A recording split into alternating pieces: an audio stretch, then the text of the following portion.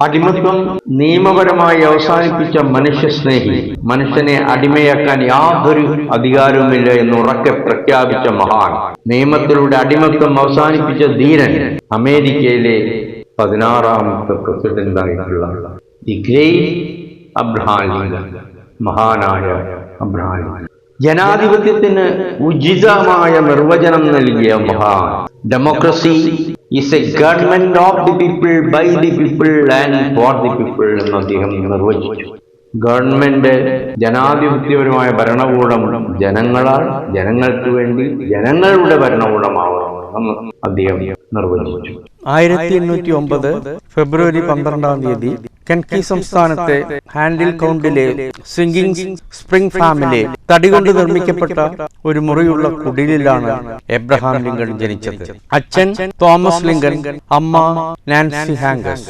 ഇടത്തര കർഷക കുടുംബം. ലിങ്കണ് 9 വയസ്സുള്ളപ്പോൾ അമ്മ വിഷബാധയേറ്റ് മരണപ്പെട്ടു. പിന്നീട് സഹോദരിയായ സാറ അവരാണ് ലിങ്കനെ വളർത്തിയത്. സാറ വളരെയധികം അബ്രഹാം ലിങ്കനെ സ്നേഹിച്ചിരുന്നു, ലാളിച്ചിരുന്നു. ഇടയ്ക്കിടയ്ക്ക് കഥകൾ പറഞ്ഞു കൊടുക്കും. കഥകളിൽ അടിമകളുടെ ദുരിതപൂർണമായ ജീവിതം നിറഞ്ഞു നിന്നിരുന്നു. ഉടമകളുടെ ചാട്ടവാറടിയേറ്റ് പുളയുന്ന അടിമകളെ സ്വപ്നത്തിൽ വന്ന് ആ കുഞ്ഞു മനസ്സിനെ വളരെയധികം ദുഃഖിപ്പിച്ചു. എന്തുകൊണ്ട് ഇങ്ങനെ മനുഷ്യർ ഇങ്ങനെ അടിച്ചമർത്തുന്നു, അടിമകളാക്കുന്നു? പിന്നീട് കാലം കടന്നുപോയി. ലിങ്കന്റെ പിതാവ് 2ാം വിവാഹം ചെയ്തു. പക്ഷേ അമ്മയെപ്പോലെ ഒരു നല്ല അമ്മയായിരുന്നു.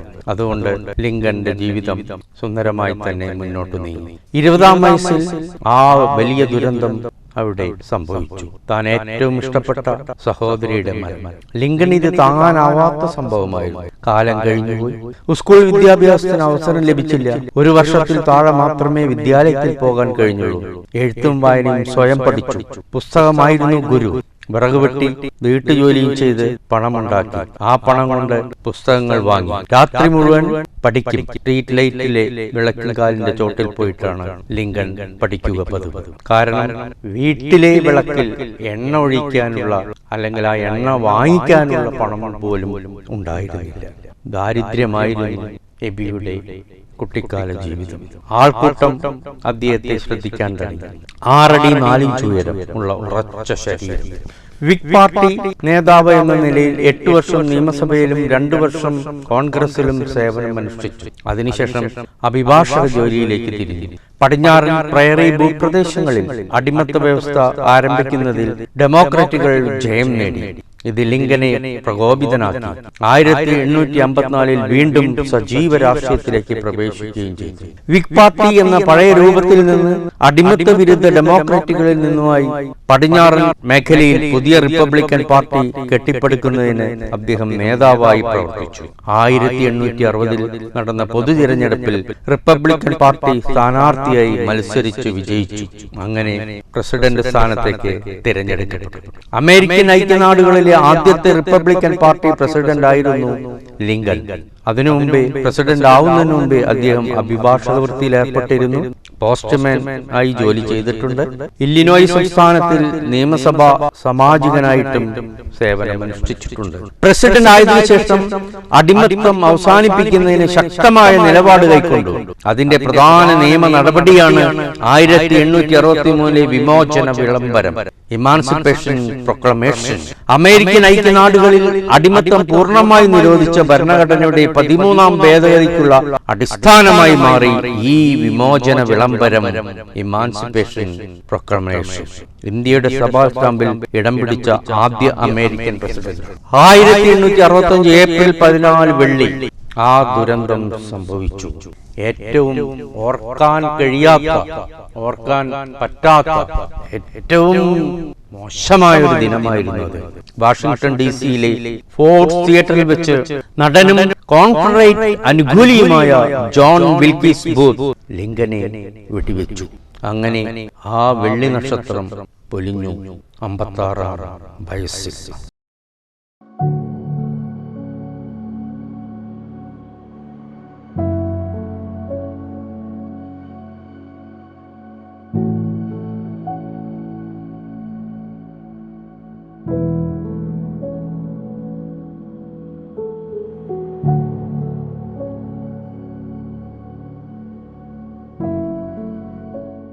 എബ്രഹാം ലിങ്കൺ 1844 മുതൽ 1861 വരെ അദ്ദേഹം താമസിച്ച വസതിയാണ് ഇത്. ഇത് സ്ഥിതി ചെയ്യുന്നത് ഇല്ലിനോയിലെ സ്പ്രിംഗ് ഫീൽഡ് എന്ന സ്ഥലത്താണ്. മനുഷ്യനെ ചൂഷണം ചെയ്യുന്നു.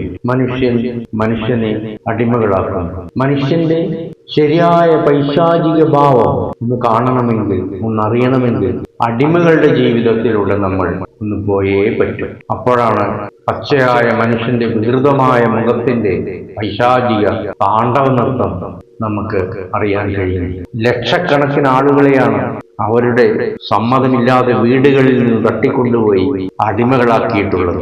ആഫ്രിക്കയിൽ നിന്നുള്ളവരാണ് പ്രധാനമായും ഇതിന് ഇരയായി തീർന്നിട്ടുള്ളത്. ആഫ്രിക്കയിൽ നിന്ന് അമേരിക്കയിൽ എത്തിച്ച് ഇവരെ ലേലത്തിൽ വിറ്റഴിക്കുന്നു, അല്ലെങ്കിൽ അടിമച്ചന്തകളിൽ വിൽക്കുന്നു.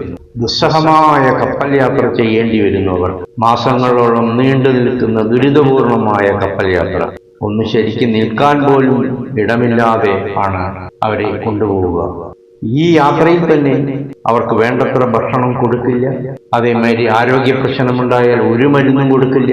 ഈ യാത്രയിൽ തന്നെ അവർ ശാരീരികമായും മാനസികമായും പലവിധ പീഡനങ്ങൾക്കും ഇരയായി മരണപ്പെടുമ്പോൾ മരിച്ച അടിമകളുടെ ശവശരീരം ഒരു മാന്യതയും കൽപ്പിക്കാതെ കടലിലേക്ക് വലിച്ചെറിയുമായിരുന്നു.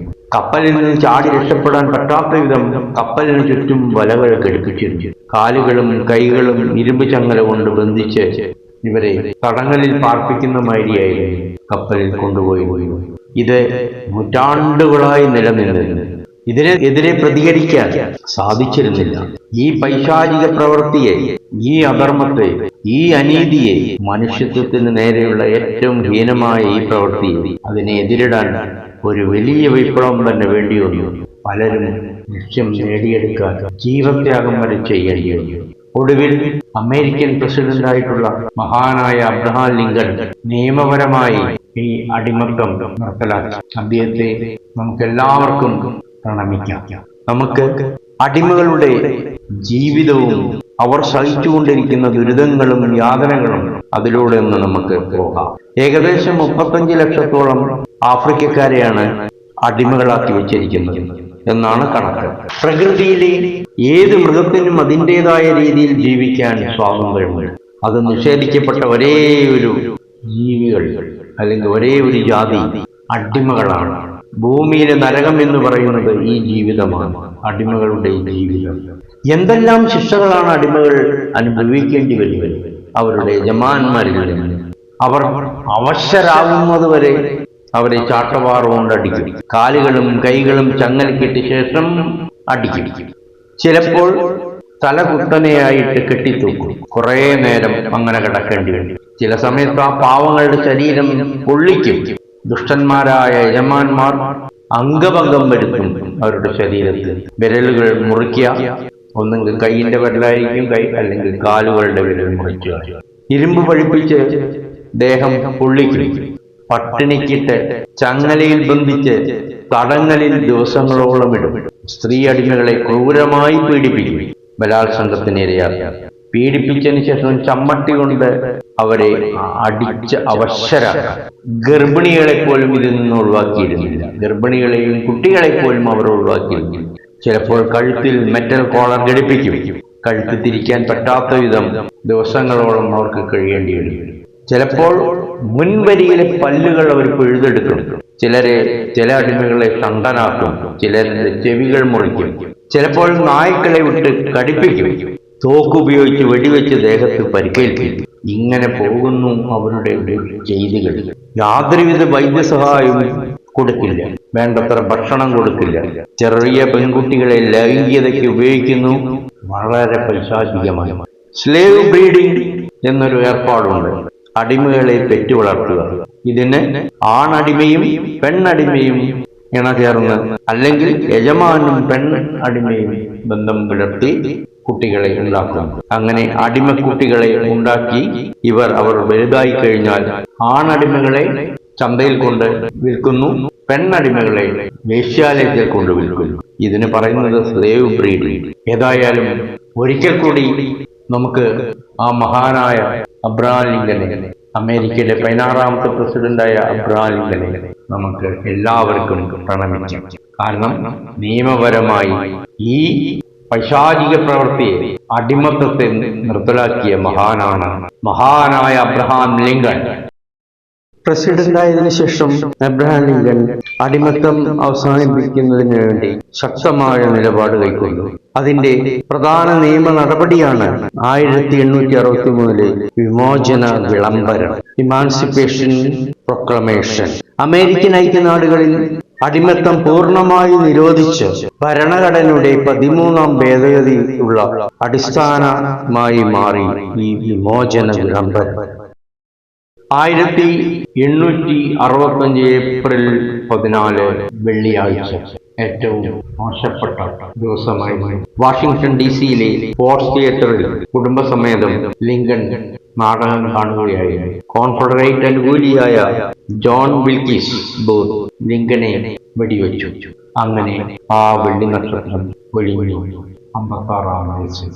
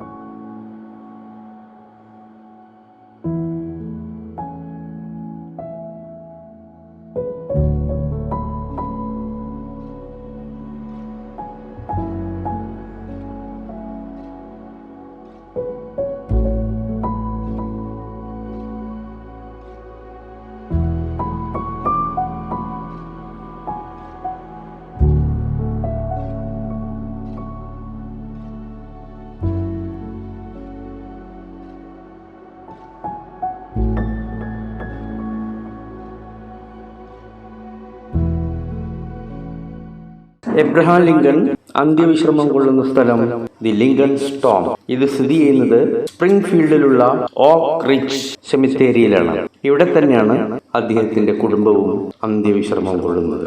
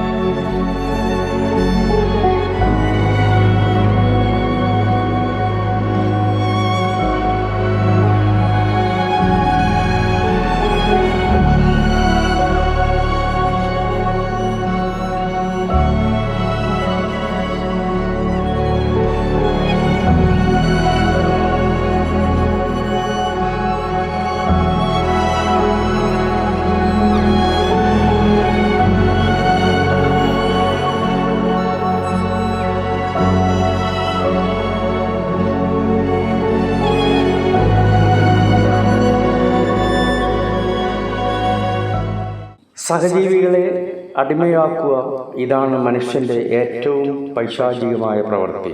ഏറ്റവും നീചമായ ഇതിനെ ഭൂമുഖത്തു നിന്ന് തന്നെ തുടച്ചു നിൽക്കാൻ, പ്രത്യേകിച്ച് സ്വന്തം രാജ്യമായ അമേരിക്കയിൽ നിയമപരമായി ഇത് നിർത്തലാക്കിയ ധീരനായ മഹാനായ എബ്രഹാം ലിങ്കന് ഞങ്ങളുടെ പ്രണാമം.